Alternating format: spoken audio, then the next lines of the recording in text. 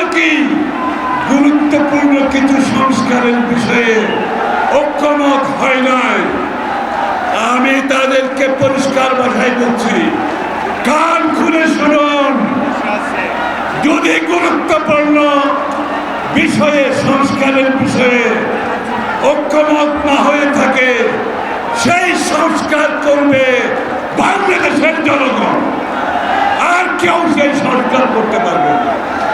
আমাদের জনগণ যেখানে ঐক্যমত হবে না, যতই গুরুত্বপূর্ণ হোক, সেই ঐক্যমত বাংলাদেশের জনগণের ভোটের মাধ্যমে, ব্যালটের মাধ্যমে গুরুত্বপূর্ণ সংস্কারের সমাধান হবে, আপনাদের মাধ্যমে হবে না। আপনারা কে এই সমস্ত স্টেটমেন্ট আর করবেন না। আর বিচারের ব্যাপারে বলছি, আমাদের মতো ক্ষতিগ্রস্ত কেউ হয়েছে? বিএনপির মতো ক্ষতিগ্রস্ত কেউ হয়েছে? গুম, খুন, হত্যা, মিথ্যা মামলা, চাকরি হারানো, ব্যবসা হারানো, পুলিশের হেফাজতে মৃত্যু, জেলখানায় চিকিৎসার মৃত্যু, সবচেয়ে বড় কথা দেশ নেত্রী বেগম খালেদা জিয়া আজকের যে শেখ হাসিনার পতনের পেছনে তার সবচেয়ে বেশি দেয়া। এটা তো বলতে শুনি না, এটা তো বলতে শুনি না। জীবনের ঝুঁকি নিয়ে যিনি শেখ হাসিনার পতনের জন্য বাংলাদেশকে ঐক্যবদ্ধ করেছেন, তারেক রহমান সাহেব সেনাপতির ভূমিকা পালন করে এই আন্দোলনকে স্বৈরাচারের পতনের যে পথ খুলে দিয়েছেন, এগুলো আমাদের বুঝতে হবে।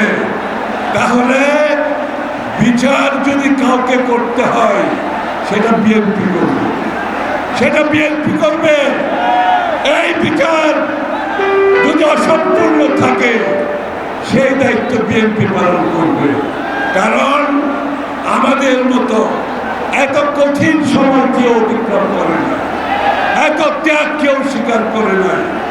যারা বিচারের কথা বলছে, আমি একটু বলছি কথাটা, যারা বিচারের কথা বলছে, শেখ হাসিনার যদি পতন না হতো, এই লোকগুলো কোথায় থাকতো?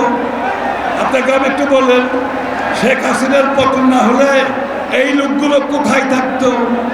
ও কেউ বিদেশে, কেউ এখানে চাকরি করত, কেউ ব্যবসা করত, আমরা থাকতাম জেলে, আমরা থাকতাম ফাঁসির কাছে। সুতরাং বিচার কে করবে? বিচার আমরা করব। তোমাদের উপর কোনো ভরসা নাই, তোমাদের উপর কোনো ভরসা নাই। বিচার বিএনপি করবে আগামী দিনে। আমরা তারুণ্যের অধিকারে প্রথম অধিকার ভোটের মাধ্যমে নির্বাচিত সরকার গঠন করতে হবে, যারা জনগণের কাছে দায়বদ্ধ থাকবে, যারা জনগণের তাকে জবাবদিহি থাকবে। সেই নির্বাচন বিলম্বিত হলে এই তরুণরা জবাব দেবে, জবাব দেবেন, এই তরুণরা জবাব দেবে। সেই নির্বাচন যদি বিলম্বিত করা হয়। সবাইকে ধন্যবাদ।